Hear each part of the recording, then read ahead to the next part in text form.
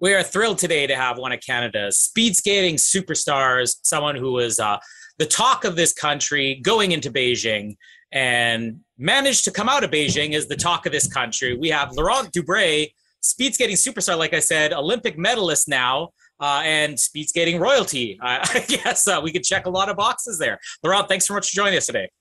Thanks for having me. It's a pleasure.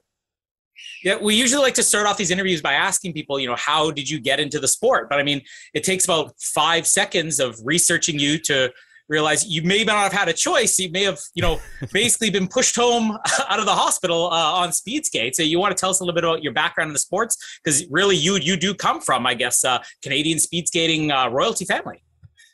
Yeah, both my parents happened to be Olympian in speed skating as well before I was born. So I guess it was only natural for them to, have their kids learn how to skate. But contrary to what you said, we did have a choice. The only rule at our home was to, we needed to play a sport, winter and summer, whatever it may be. So we tried a bunch of different things, but maybe because speed skating was what I was good at, but speed skating was what I loved the most by far. So to me, as soon as I picked it up, I never wanted to do anything else. And yeah, we played other sports in the summer, but speed skating was always it was my first love, and it still is to this day. I actually believe you didn't know your parents were Olympians, and I believe that at about 6 or 7, when your mum was trying to give you advice, you actually basically told her to bugger off. You didn't even think she could skate. I mean, at what point did you all of a sudden get the little sit down and go, no, like, son, we've got something to tell you. Mum and dad went to an Olympics. Yeah, well, like you said, that's pre-internet and everything when I grew up in the 90s. So I never seen my parents skate. They didn't have races.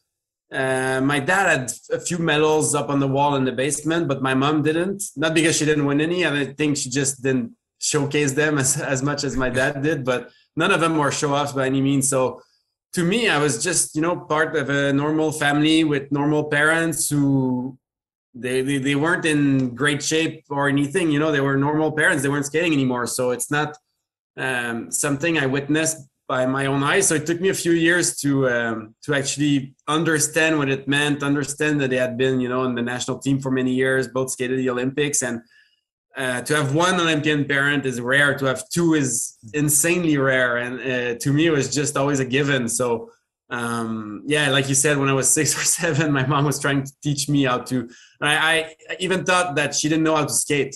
Is even more than because I never seen her skate. So she was like, "Yeah, you don't even know how to skate, mom." Like, what are you talking about? And she was, I think she maybe realized that she should have, or that she could start talking about her skating more, because we loved it as kids, myself and my brother and sister. So I think growing up after being, like young children, teenagers, they were talking about it more and we're getting more serious into skating. And then we realized that we were from maybe a little bit different family from most other skaters my age. This is the part where Ben and I start to feel old, because when we start to do the math on you didn't know your parents were Olympians, it's like Calgary, Albertville. I'm guessing you had no opportunity to be present, even if it's like a vague memory in the back of your head, for any of the races? No, I was born right after. My mom was actually pregnant in the stands in Albertville when my dad was skating his last Olympic races. So so you were a spectator before you were an Olympian. Yeah, exactly. At minus 5 months old or something like that, I was in the stands. So, but obviously I don't remember any of that. But I guess it's going to be way different for, my daughter who's 3 now. She's going to remember me skating and something that I didn't realize at the time. But now, having made a career in skating, I really wish I could have seen my parents skate. And I'm glad I'm able to share that passion with them. But to have been able to live it at the same time with them would have been awesome. But I guess, in the 90s, speed skaters really did not make enough money to support the family and a child. So as soon as I was born, they had to stop and find some real work, if you will. But I'm lucky enough to be in a position where I didn't have to make that sacrifice for my kid, and I can keep skating while being a dad. I'm intrigued. You mentioned about having to do summer and winter sports growing up. What was the summer sport, and was there other winter sports? I mean, as an Australian, I assume just all Canadians play hockey at some point in their life. So, I mean, I don't know if that was part of the winter sport program as well.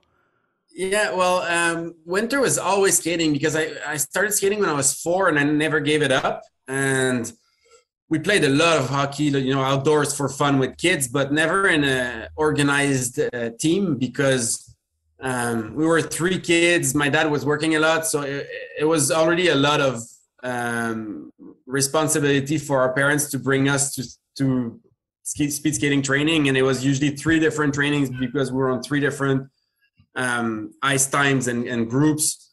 So it's a lot of work. So there was only one sport, but yeah, I loved hockey like you said, any Canadian kid back in the day. I would watch it on TV all the time, and we would play outdoors, like in the street or in the local rink outdoor, almost daily. And in the summer, the sport I played most was soccer. I played soccer for 8 years, from 8 till 15 or something like that. And I also played, like tennis, table tennis. I did track and field, basketball for fun, but a lot of hours playing basketball one-on-one against my brother in the driveway. So, we were very, very active, and we had time to play video games too, but it was always when we were too tired after playing 3 hours of sports. Sports was our go-to all the time. That's good to hear. Which I've got to ask, being from Quebec, you would have been born around when the Nordiques were around as well. So being from Quebec City, so do you grow up in a Nordiques household and then switch over to the Avs, or are you sort of a Habs fan? Well, I was 3 when they moved, so I can't say I remember. But both my parents are from Montreal, even though we all grew up in Quebec City, and I was born in Quebec City. But they're both from Montreal, so it was always Montreal Canadians. Like my dad hated the Nordic with passion. So I don't think I would have had a choice, but the choice was made for me when the team moved right before I started watching it. But I wish we still had a team. I think from stories and old games and that we can watch on YouTube, or it was a great rivalry. It's a shame we don't have that anymore.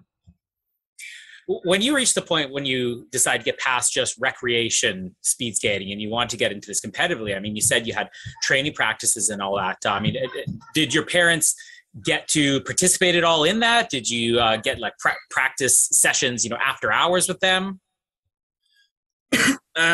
My mom did coach me for a bit when I was a teenager, but not as a private coach. It was mostly like, well, I'm driving my kids to practice, might as well coach instead of just waiting in the stands kind of thing. So, and she had coaching certification. She had experience, obviously, as a skater and as a coach. So it was perfect.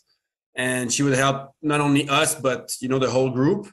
But they never tried, aside from those few years where my mom was indeed one of my coaches, they never tried to interfere much with our actual coaches, even though for a lot of our young years, they would know way more about skating than our coaches did. And that's totally normal. They were high level athletes, both of them, but I don't think they didn't want to put the coach in a difficult position, and they didn't want to give us more support than what we actually needed, because some parents can be overbearing a little bit in sports. And I think my parents were really afraid of doing that. So it was mostly just, have fun. And the only thing that was a no-go was giving up early before the line. And I do remember actual races where as a kid, I would win, and I would come up to the stands and my dad would be like kind of angry, or like actually he would be furious because I would have given up earlier, because I was sometimes winning by half a lap or something, in short track growing up. And I would show up and he would not be proud. He would be angry. And sometimes I would get beat and finish last or second last, but I would try until the end, and I would come back to the stands and he would be happy. Wow. And it's just driving home, working hard and also having fun was the only 2 things we needed to do, basically.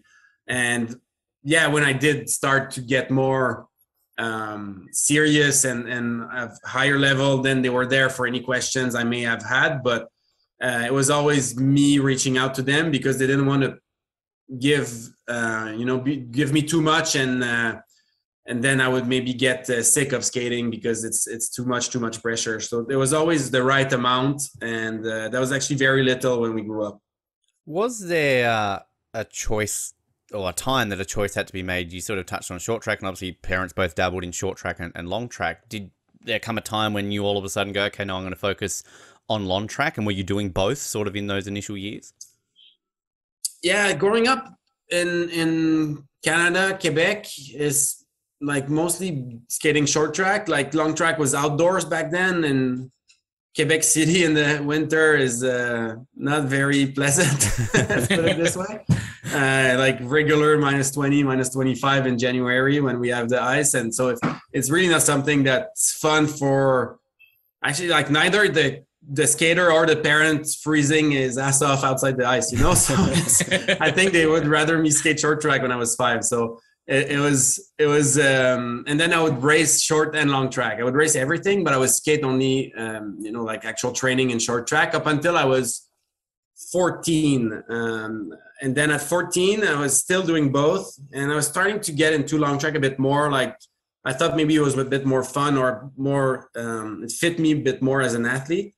And then at 14 in short track, I had 2 pretty serious concussions from falls. And of which, like, it was not my fault at all. It was like another skater bumped me and then I fell.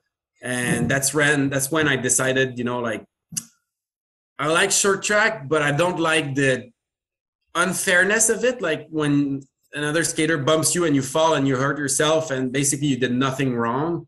I didn't like that. I didn't like the luck aspect of it. And I like the pureness of long track. You skate your own race in your own lane. The best athlete wins. So I moved over to long track, and then I really stopped training short track, except for in the summer when we didn't have long track ice. But as soon as long track ice opened the next year, I was only on long track until the end of the season. So that's when I was 15 is when I did stop short track. And I never regretted it. For one, I'm much better in long track. So just physically, like short track athletes are very small, agile. They can be under like, I don't know, 140 pounds on average. And I'm 195 pounds. So I'm like, basically I got 2 weight vests on top of me compared to a short track athlete. So I had 0 long-term potential in short track. So it was good I switched at that age. I think it was a good career move. That's funny because a couple of years ago we had Charles Hamlin on the show, and I asked him the same question, like, how do you decide between one or the other? And his answer was essentially the same. It's like, do you know what it's like outside? Quebec makes it very easy to decide. Yeah, absolutely. And now we have finally a beautiful indoor oval, which I hope a lot more kids will actually try and pick up long track. But back then you needed to be a little bit crazy to go into long track. Like conditions were so difficult that you needed to really love it a lot, and I did. So I'm happy I switched, but it was tough in the winter for sure. Because it's one of those things where it's such a facility, isn't it, to build an indoor long track oval? It's not just a small facility to do that. There's a reason why in Australia, generally, we haven't really had many long track speed skaters over the years, because they're not going to build one in this country. So, and for a country like Canada, where winter sports are a lot more dominant, there's not that many facilities for them there either, is there? No, exactly. We've had 4 ovals ever, indoor ovals in long track, one of them being the Richmond Oval for the Vancouver Olympics, which is not used for long track anymore. It's there's like basketball courts, and it's like a community sports center right now.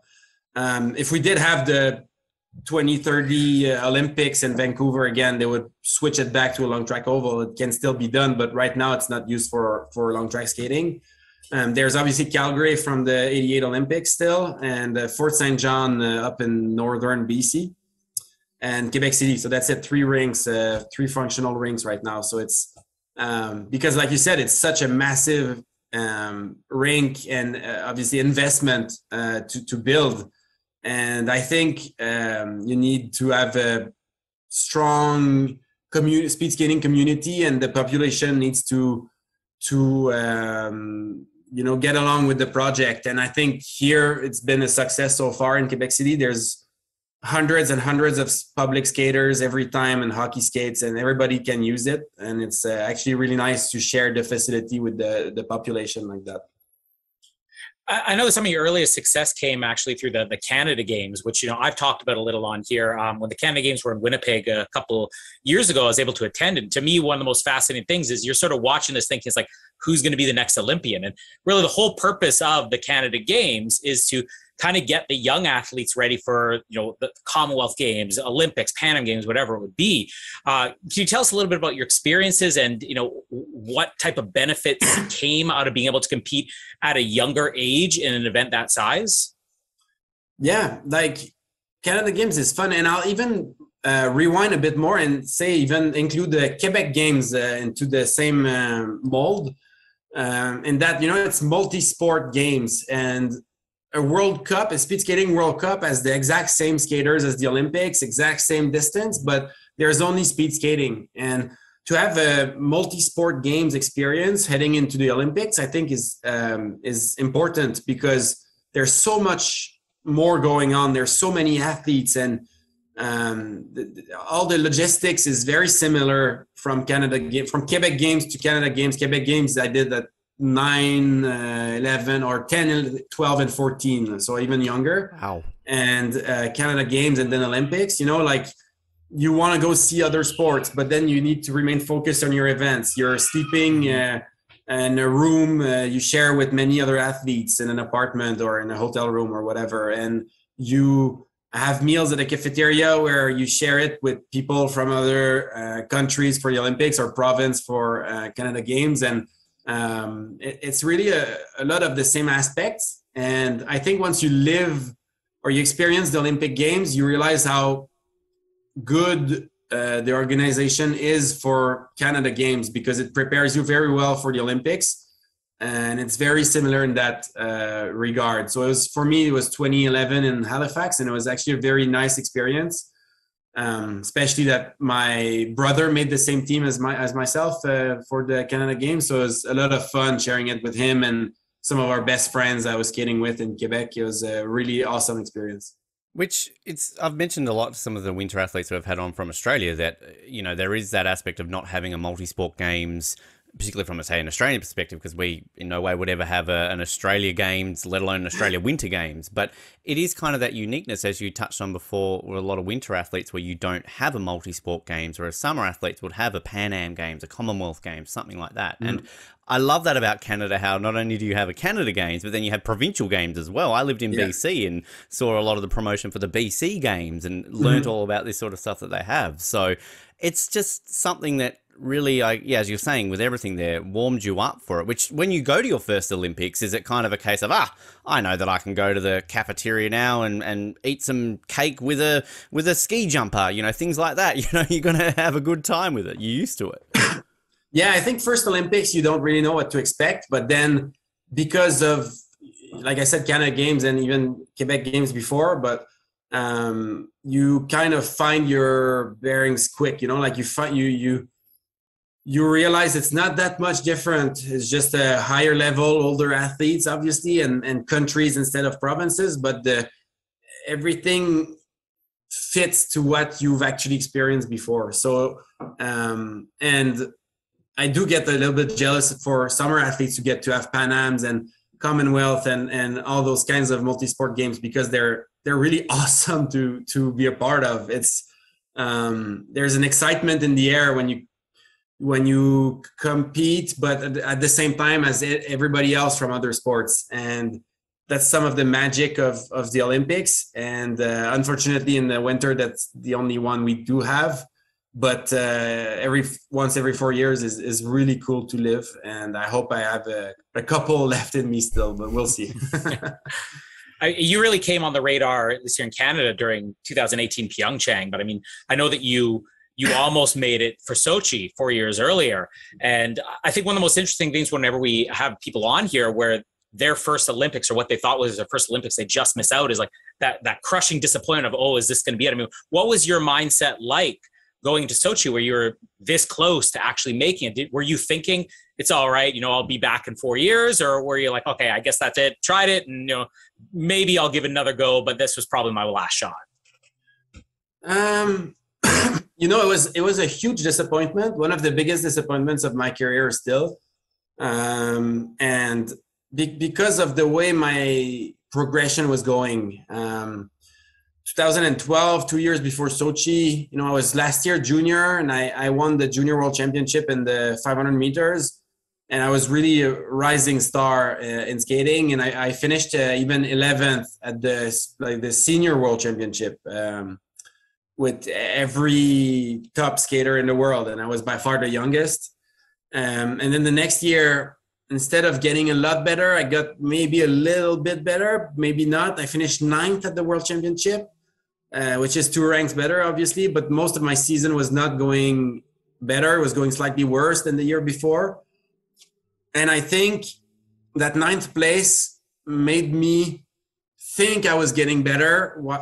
But in reality, I really was not getting better. I was getting slightly worse. And instead of being a wake-up call, it kind of made me gave me the illusion that I was improving and made me keep course with what I was doing, even though it wasn't really working. So then the next year in 2014, missing out the games was brutal because, well, I should have made it. I was the 2 years prior, I was top 3 in the 500 meters for Canada, and we had 4 spots at the Olympics at Sochi. So I just needed to do the same thing I had done the last 2 years, and I was even worse, and I didn't make it. So it was really tough, but I think missing out helped me in the long run, because instead of making the games, finishing, 10th, 12th, 15th, whatever, I would have been happy with it. At 21, being 12th at the Olympics would have been good. And it would have given me the illusion again that I was improving. But missing out entirely on the games forced me to change a lot of what I was doing in training, my equipment, what I was eating, my passion, how much energy and passion I was putting into my training. And I really would not have I went through all those changes if I had qualified. So it was actually good for me in the long run, but when it happened, it was crushing. And I think a few people thought I was going to quit, but for one, I still liked skating, and I knew deep down that I had a lot more to offer results wise, and that I was a lot more talented than what my results in 2014 were showing. And I felt like I was kind of stuck in a maze trying to find the exit being, winning international medals at the senior level.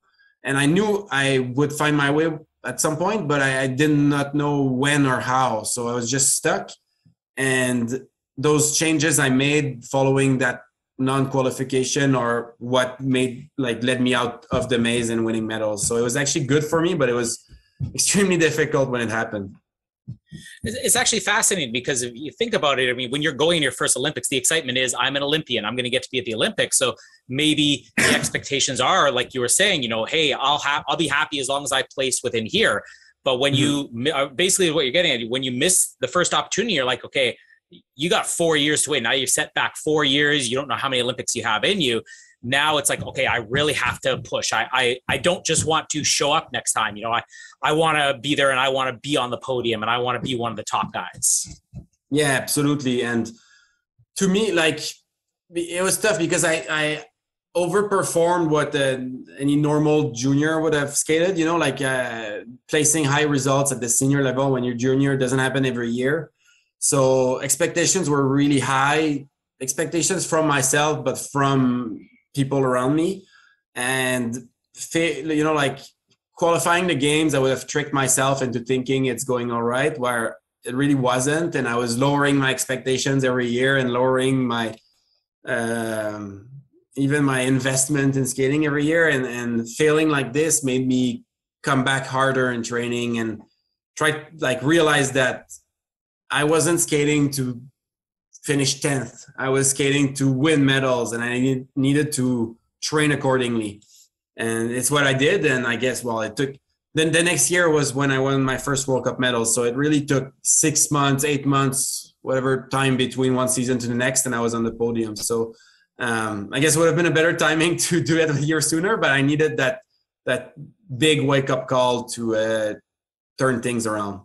Is there also an element to it with speed skaters is there a peak age? Because, we obviously saw someone like Claudia Pechstein, was she 49 earlier this year in Beijing? Irene was 36 still, so still doing quite all right out there. You're talking about being, 21 going into Sochi, so 25 going into Pyeongchang. Is it a case of 21 is not often looked at as a good age and you need to be a little bit older to maybe mature into the body or kind of peak at a certain age?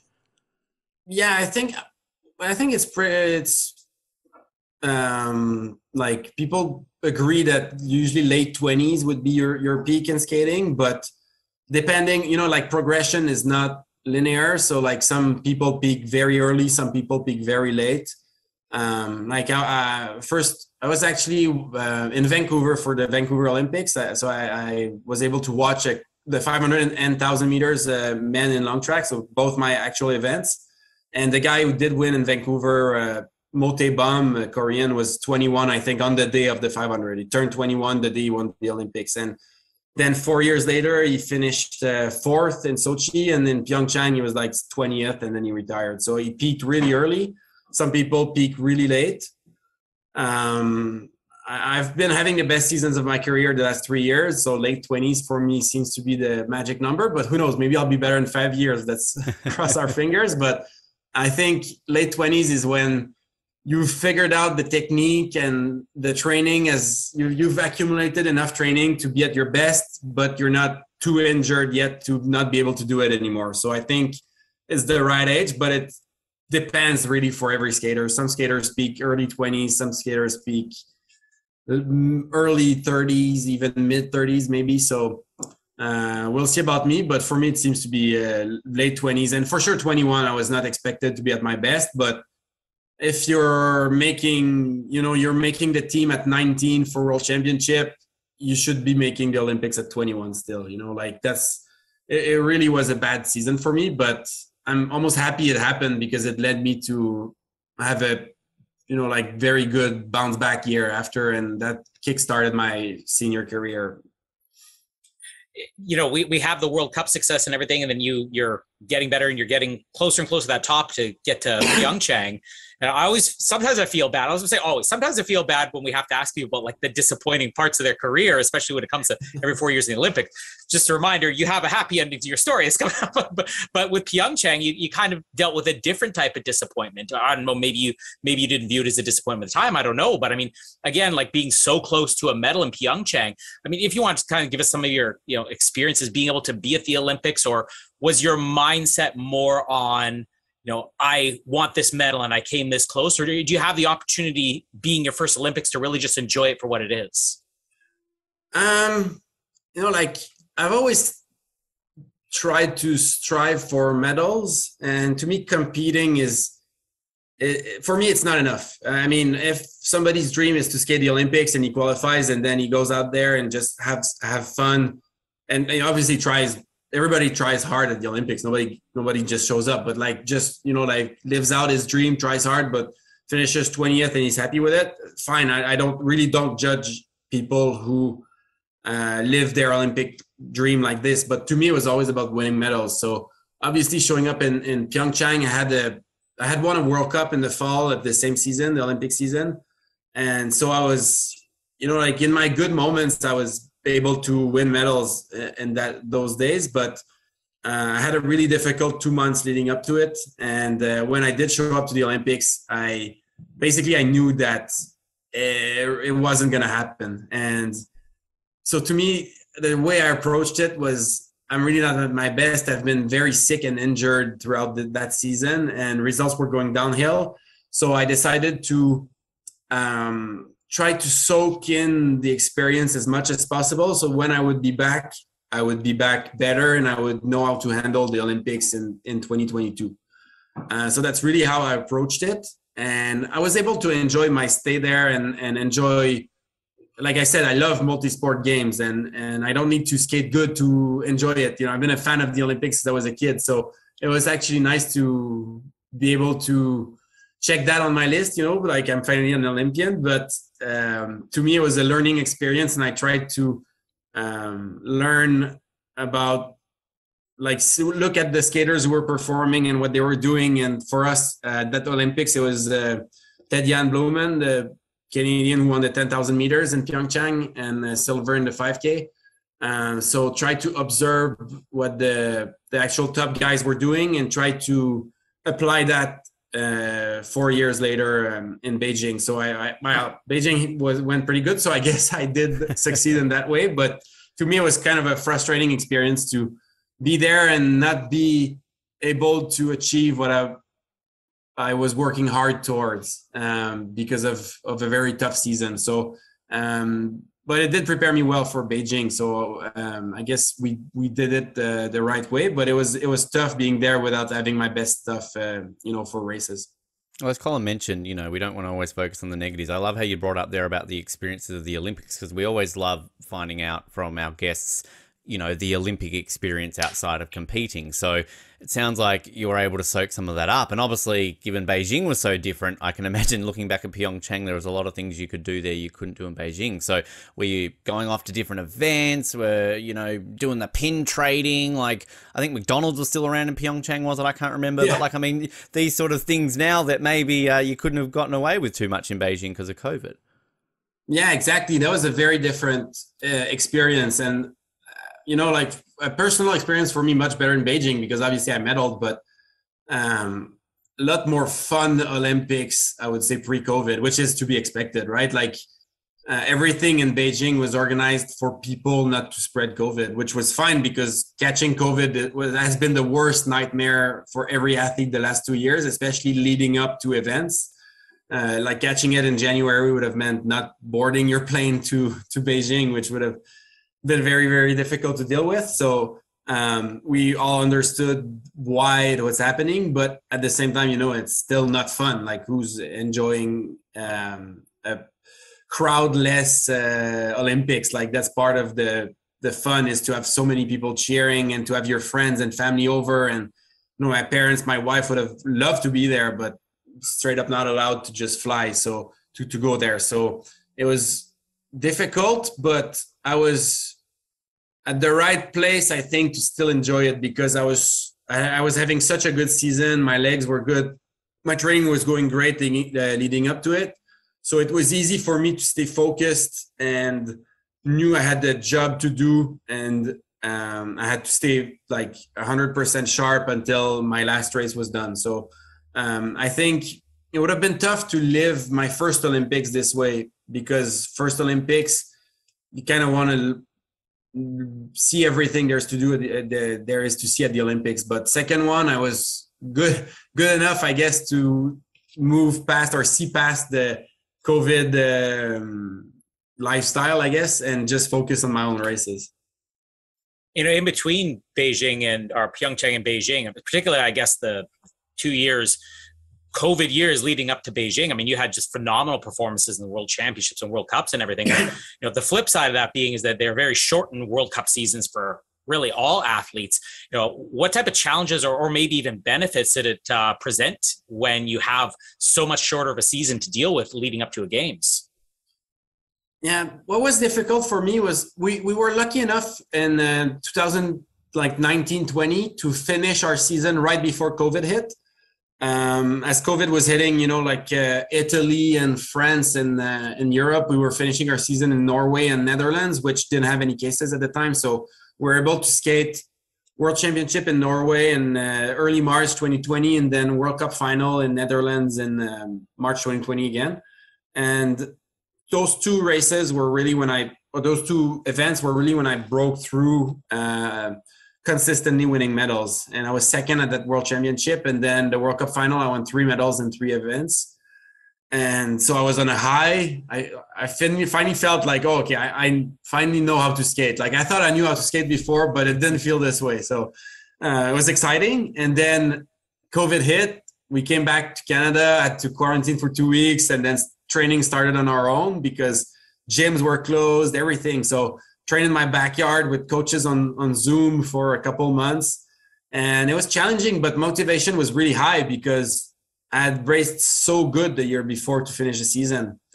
And then training in the summer felt even better than the year before. And I thought, this year I'm going to like sweep everything. I mean, I'm matter of speech, but I thought I was going to keep winning medals every race. And then in September, they canceled the fall season. So 4 World Cups, many races, and they canceled it because of COVID, which absolutely makes sense based on how COVID was going back then. But to me, it was crushing because I felt like I was getting robbed of the best season of my career, like the best season, which would never happen. And it was tough on motivation for a bit. So I took a week off. I called my coach. I told him, he said, take a week off, rest. When you feel like training again, just come back.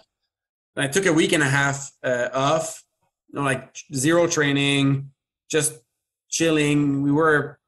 I was living at my parents' place at that time because we sold our house and we're waiting to move to the new one. So just like chilling with my dad and brother, just watching the NBA. It was the NBA playoffs in the bubble in Orlando. And it was fun to just, go to bed at 1 a.m. watching games until it was over and doing nothing. And after a week and a half doing that, I felt like, I want to train again.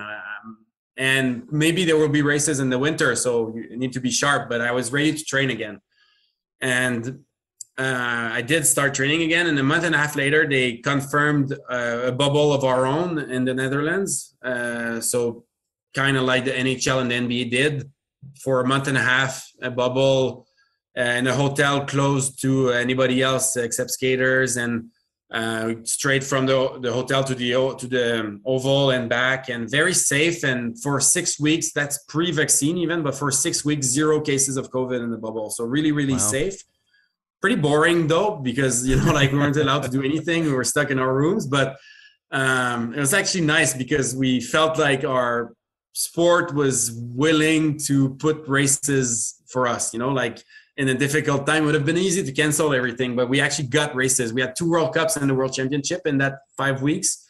And even though we had very tough training with COVID, and I probably should have mentioned that, the skating oval was not built yet in Quebec City. So it was off ice training. I barely skated at all that year. And I showed up to the bubble, and my last time on skates were 60 days before the actual race. And wow. We showed up a week before, and first day on the ice, second day on the ice, I feel amazing. And I feel like I'm picking it up right where I finished it the year before. And I really can't explain it. Usually skating takes months and months of daily skating to feel good, but it felt good right away.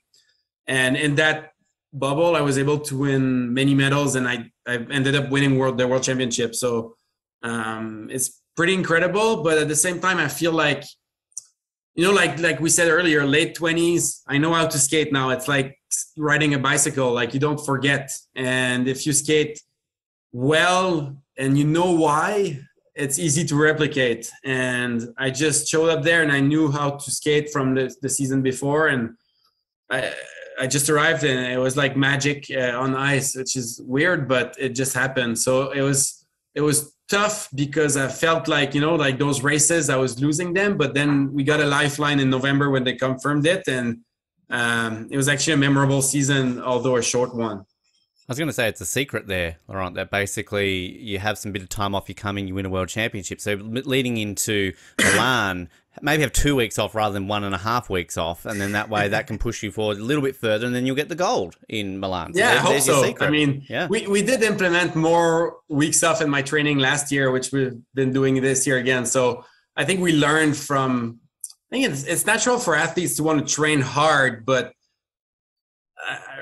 growing up now, being older, more experienced, I realized that working hard is important, but what makes you good is how you recover from that hard training. So those weeks off, which obviously when I was younger, I would not take. We might have a week off, but I would train through it because I'd be like, who needs a week off? That's for weak people, like I'm too good to take a week off. That's for the Americans. Come on. Yeah. But I was actually too dumb to take a week off, but now I'm smart enough to take weeks off. So it's not about being weak. It's about being smart. So now I'm smarter and faster. So. You're really known for the 2 distances, for the 500 meter and the 1,000 meter. And what I found really interesting watching even the lead up to Beijing, I mean, you were probably among, a handful of athletes that had the most attention, from the media going into the games. And I felt like so much attention was on the 500 meter for you, when really, when you look back in retrospect, I mean, the margin of success you had in 500 meter versus 1,000 meter, it's minimal. Like you were killing it in both, just slightly better in 500 meter. So I guess kind of what happened is that there were so many expectations for you medaling in the 500 meter that Canada was like, oh, well, we really thought that was going to be it. And then it was like a pleasant surprise with the 1,000 meter. I mean, do you have a preferred distance? Did you tend to focus on one more or the other? Or is it basically, you give it the exact same amount for both? My preferred distance is probably 1,000 meters, but I realize I'm better at the 500. And I take a lot of pride in being good in 1,000 because it was not always the case. Some years when I was younger, I was quite good at the 500 and quite bad at the 1,000, or not even close to medals, and it took a lot of hard work to understand how to race it. And it's not as natural for me. Like what's natural for me in skating is a fast start, a fast lap, pure power. And 1,000 meters, yeah, this helps, but you got to keep it up for one more lap. And this is where, this is my weakness still. It's always going to be my weakness. And this is where I lose ranking, because I'm almost always first after 600 meters, with one lap to go in 1,000. But before, 5-10 years ago, I would be good in the 600, but my last lap would be so bad that I would drop out completely from the medals and even top 10. And I've trained hard but smart and realized what was working in training for me. And now I'm able to put together a good 1,000, which is, as I said, to me, like, I was fourth at the Olympics in the 500. That was a huge disappointment. Obviously, because I was hoping to win medals. I won the World Championship the year before. I finished first overall in the World Cup ranking last season during the Olympic season. So I've been a mainstay on the podium. Like, of course, 500 meter is the most unpredictable distance because it's shorter, and I missed out a medal by 300ths of a second. That's I think a third of the time it takes you to close and open your eyes. So it's to blink. So it's when you put it this way, it's not a letdown performance, but it's a letdown not being on the podium. But then winning a medal in 1,000, finishing second, I think it makes me a lot more happy to think about my Olympics than if I had switched those results around. Because second in the 500 would have been seen as, just doing the job. And fourth in 1,000 would have been seen as close crap, like I didn't make it. But now it's like a failure, fourth, huge disappointment, but bouncing back from that adversity and winning a medal in an event where it wasn't always easy for me. In some years I was, 35th in the world, and the last 3 years I figured it out. But before that, it was harder for me. But now I know I can skate a good one, but it was still a surprise I don't think a lot of people would have predicted a medal for me in 1,000. So it makes me very proud to how I handled the few days after the 500 where I was disappointed. And if I had won the medal in the 500, I would probably would have been disappointed about not winning gold, and winning silver in the 1,000 after everything, it totally felt like a gold medal. Like I was probably as happy as the guy as Thomas Kroll who won the 1,000. I love hearing that, which I was going to ask just quickly on the 500. I mean, was it a false start, Laurent? Like, do you think that first one? I mean, I just got to ask. It's been 6 months now, so you can speak the truth. Honestly, I don't see it. I think we've seen people be given, not be given a false start for more movement. Like it's impossible to be absolutely still. Obviously, we're not statues; we're human. And I feel like if you watch slow motions of every start at the Olympics, there's probably a lot of skaters who were moving more than me and were given a false start. But at the same time, we're not given a false start. Sorry, and at the same time, I don't want to. I'm saying that because you asked, and I'm just being honest, but I don't want to use it as an excuse. Morishige, the Japanese who finished third, he had a false start in his race as well. And he was just the race before me, same lane, if I recall, as myself. No, not same lane, but he was given a false start and he still beat me. Like a false start is bad, but it's not a death sentence. You can still win a race with a false start. We've seen it many times, and I was just not good enough. And of course, the false start didn't help, but I could have raced better, which is why I take. So it's on me, it's on me to skate better. And in the 1,000, I was able to do that. So it was a good way to end the Olympics. And you went from Sochi just missing it to Pyeongchang missing it, and then you missed the 500. And you finally get it in the silver medal. Like you said, it feels like a gold medal and everything. We always like to find out, though. I mean, do you have a special place you keep your medal? Particularly this one. I mean, one that you really waited your entire career. I mean, a decade of your life to get. I mean, is it just shoved into a sock drawer? Do you have it on display somewhere? It's not on display. It's just in the living room, because when people want to see it, I want it to be close and not have to look to find it. But it's actually funny because in April, like I was back from the season in March, and in April we had a big party with a lot of my friends, like retired friends. We had a race for fun where we all raced the 5,000 meters, which went horribly for me. They almost all beat me, even though they are all retired for many years from skating. And then we had a big party at my place, and the medal is in a case, and the case is just besides the television on the kind of a shelf. And one of the guys just had his beer sitting on it, not knowing it was my Olympic medal, just put it on it. And I just ripped into him, being like really mad, but I was not mad at all. I was just playing, but he felt so bad after, but I was just kidding. I really did not care. I just thought it was funny. Like it's, the medal represents something, but the medal is just actually a piece of it's pure silver, actually, the Olympic medal. I was going to say piece of iron. It's not, it's pure silver, but like it's just a medal to me. I know what it represents. I know what I put into to get it, and I know I have one. So the actual medal to me is just a medal. Like I know what I did. I don't need to show it to anybody. I know deep down I did it. Because the real prize was Bing Duen Duen that you got. Bugger the medal. Yeah. You got a Bing Duen Duen because they were sold out everywhere. You got the most prized thing in Beijing. We're still looking exactly. for them. And I made the mistake of not buying one early in the games, because we arrived at the games really, really early. And I went into the shop and I saw it, and I didn't think it would be this famous. So, and my wife is just throwing it to me. Oh, there we go. Yes. Yeah. Is that our first Bing Duen Duen pin? No, we had it before with Ali and Matt, but this is just even better. Yeah. Like it's, Yeah. And this is a silver Bing Duen Duen, not a bronze Bing Duen Duen. Yeah, because I think they were putting people in jail for buying it and reselling it, but it was worth so much money that I might have tried it. I don't know, but and then they were gone. So I regretted not buying one, but then I won one, so it's even better. You got the best one. It has the whole thing. Look at that! Bing my daughter Duen loved on a wreath. I brought it back. Yeah, sell that. Well, what's the price going for now? Ben and I are looking for one. How much have we got in our pockets right now, Colin? Quick, let's bid for it. You can have the silver medal. I want Bing Duen Duen. Laurent, we have a final set of questions we go through with all the athletes, which we'll get to in a second. But just before you get to that, I have to ask, the sponsorship that's really come out of the last two Olympics for Canadian athletes is insane. And you are lucky enough. Evan Dunphy was Mr. Kraft Dinner in the Summer Games. You're lucky enough to be Mr. Peanut Butter during the Winter Olympics. All the Kraft peanut butter that you could eat. Is that the deal? Is it, you shoot us a couple of little videos, you bake a couple of dishes, and then you got it for life? Tell us a little about the Kraft sponsorship.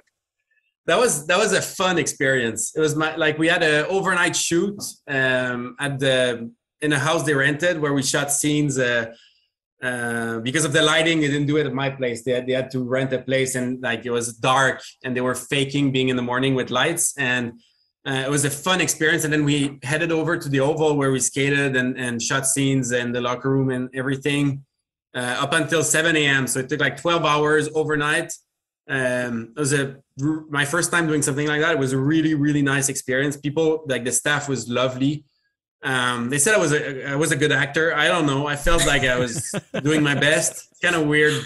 I actually like the lines in English better than French. I thought they were more natural, but it was really, really awesome. And I was lucky enough to be able to have my brother there with me, because they needed like a body double for a fall, a potential fall, a scene where I would fell on the ice, and they didn't want me to fall, obviously, a month and a half before the Olympics. So I had my brother come over, and he just hit the deck for a couple takes, and they didn't even put it in the commercial. So he just did that, no screen time at the end. But we had a lot of fun, and I ate a lot. Like I ate too much peanut butter during the shot because I needed to eat it and then say my line. Enough that I didn't really eat any for a couple of weeks after because I was that was too much. But now I'm back on the diet. I can eat it again. I'm fine. Perfect. Nice. Wow. I love hearing those stories about like what you get from that. But I mean, thanks, bro, for literally falling over for me. That's a nice thing that he did. Yeah, exactly. He had a lot of fun doing it. I think they like he had a stunt coach. Like he had an actual coach telling him how to fall, and I can't remember the guy's name, but he played. In one of the James Bond when they're skiing down a hill, GoldenEye maybe. He played one of the guys skiing down the hill, shooting like at James Bond. So that's possibly World Is Not Enough. Yeah, that was the last coach who have done that. Yeah. Well, we do a James Bond podcast, funnily enough, Laurent. So you read it out. If you got his number, we'll interview I've got James Bond behind me there. So, I see it now. Yeah. Yeah, that's wow. I can try to find his number. I can try to find his number. Maybe my brother still has it. Yeah, we would always like to meet someone who's trying to shoot at James Bond. I mean, that's on our bucket list. That's an awesome thing to say. I've been in the James Bond film for sure. Yeah. Now, our final set of questions, what we do is Team Canada did this on their website for both Rio and Pyeongchang. So you may have filled one of these out before, but we couldn't find you on there. But basically, it's some sports-related, some non-sports related questions, and they get them to fill it out in their own handwriting. There's some pictures, which we've had, 2, 3 athletes now do pictures, Ben? Oh, I think at least 4 now, and all winter athletes. So you want to draw us a picture to one of these? We'll leave that in your ball in your court. But we're going to use somebody I'm hoping you're familiar with, Denny Morrison here. So this is his questionnaire that you're going to get. We'll see what your answers are in comparison to his. Starting off with your favorite Olympic moment is. Well, it's a bit selfish, but I would have to say my own medal now. Yes, yeah. I love that. We love it when people answer their own. We encourage people like, hey, answer yourself. Why not? Yeah, definitely. We already know the answer to this one. As a kid, your favorite sports team was? As a kid, Montreal Canadiens. Yeah, when I was a kid. Oh, nice. If you could be any superhero, who would you be? That's a good one. That's a really good one. My wife just said something. She said getting help. She said Rubble from the Paw Patrol because it's my daughter's favorite. Oh yeah. Keep it Canadian. Why not? Yeah, exactly. Yeah, exactly. Yeah, that's right. Wow. Okay, I need to start watching Paw Patrol. Clearly. So your favorite music artists are? Favorite music artists. I would have maybe Rage Against the Machine. Oh yes, nice. Yeah. Like that one. I like the discrepancy here between Denny's choices, Metallica and Martin Garrix. You couldn't get pretty much opposite ends of the spectrum. Yeah, it's of music like there, he likes many different things, I guess. Yeah. I'm gonna guess that peanut butter is not gonna be the answer to this one, but if you could eat one food for the rest of your life, what would it be? It's hard to beat anything maple syrup. Oh yeah, yes. Yeah, very difficult. Maple syrup. Oh, so the best in the world. Favorite place to compete is TF and Heerenveen in the Netherlands. Nice. Can I just on that with the Netherlands? I always like to ask this to our long track speed skaters. What the hell is going on there? Why do they like speed skating so much? Like seriously, I don't know. Nothing freezes in the winter. Like when it freezes once every 5 years, they go crazy. But it doesn't freeze anymore. So. Thank God for indoor ovals, I guess, but I don't know. They just love it. I guess they have 0 hills or anything, so they don't know ski. They don't know. So they have. It's just so random of all the countries to be good at. Like, I'm not disrespecting the Dutch, but I mean that'd be like if you said Australia was, fantastic at I don't know ice hockey. We're not good at ice hockey, but like it's random. Like I don't. I know it's random. I really know it's random, but they're really, really, really good at it, and they love it. So it's there's no feeling like skating there. Like. Over 10,000 people going crazy for your races. It's there's no place quite like it anywhere else in the world. Next one. One thing I've always wanted to do is. Always wanted to. Feel like everything I wanted to do, I've done it. Like I wanted to skate while having a family, like even more than an Olympic medal. That was my dream. So my daughter's 3, my wife is pregnant with our second. So it's been, congratulations. I've been living my dream. Thank you. Living my dream every day right now. So that's what I've always wanted to do. And will it continue? Will it be a speed skating family? Like, third generation? Third generation. We just signed up our daughter for skating. She did gymnastics last year, and then she was asking for it, so we signed her up for it. So I just hope she has fun. I don't care if she's good or not. I just want her to have fun and work hard, like my parents did for us. Good answer. I like that. Your favorite thing to do in the summer is? Play golf. Just go golf with my brother and friends. Beautiful. Potential Olympic change there? You get good enough in golf? We could see you in 10 years' time in Brisbane. Who knows? I very much doubt it. What is your favorite movie? Favorite movie? Empire Strikes Back. Nice. Good answer. Big Star Wars fans. Yes, I like that. Your favorite place to visit in Canada is?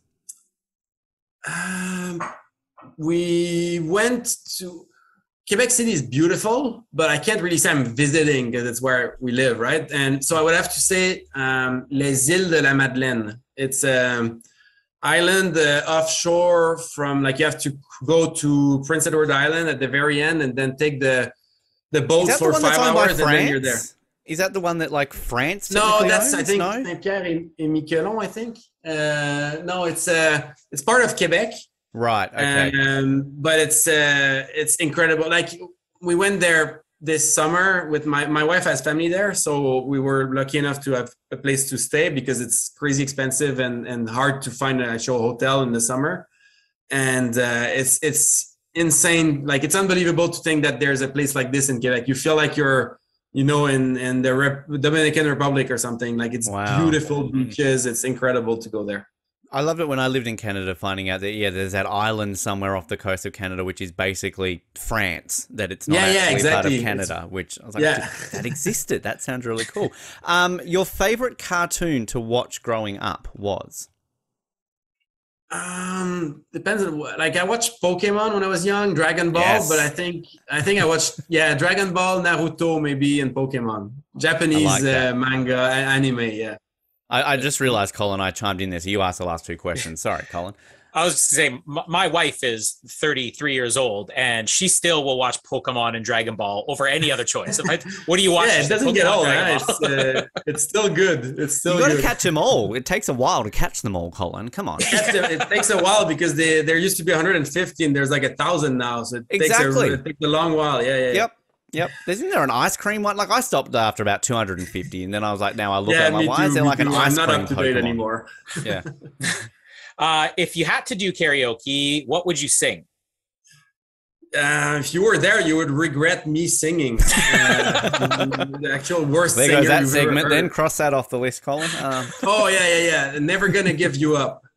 Yeah. Good answer. Last one. If you could be an Olympian in any sport other than your own, what would it be? Like, because I like the sport or because I have an actual chance of making it? Because that's 2 different answers. Either. Both. Give us both if you have them. Best chance of making it, I would say probably bobsleigh. I can probably get up to 220 pounds, run pretty fast and powerful. I feel like I would have a small chance of making it. And if I could choose my sport, golf, because like nice weather, good salary, you can play until you're like 75 years old, like it's like the dream life. So golf is what I would want, but there's zero chance of that happening. Solid answers. I like that. Which, I mean, also with the whole controversy happening with that, Greg Norman stealing all the people, lots of money. So yeah, geez, maybe I can make the PGA now because they have, there's not many golfers anymore. I think we've all got a chance now. They're all going off to make millions. So we can just be like, exactly. Professional golf won the British Open, that like, why not? Before I let you go, Laurent, social media, website, anything if people want to sort of follow your journey on towards Milan, anywhere people can check you out? Yeah, they can check me out in my Instagram page mostly. I've got Twitter as well, but I barely use it. Mostly Instagram would be best. And I accept friend requests on Facebook as well if they want to chat me up. Hey, you know what? We loved having you on here today. I mean, you're one of the athletes that coming out of Beijing that I was most excited. Maybe we can get them on the show.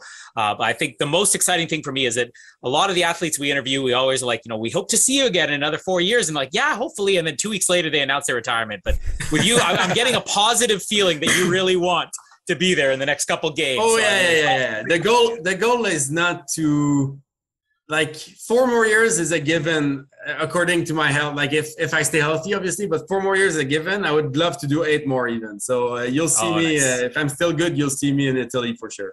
And then hopefully next time you get the memo to wear the right T-shirt as well. Thanks, Laurent. Like, I mean, we're a bit disappointed you didn't join us. But I mean, hey, exactly. Second time lucky. I didn't get the memo. Yeah, I should have. Next time. I'll get one next time.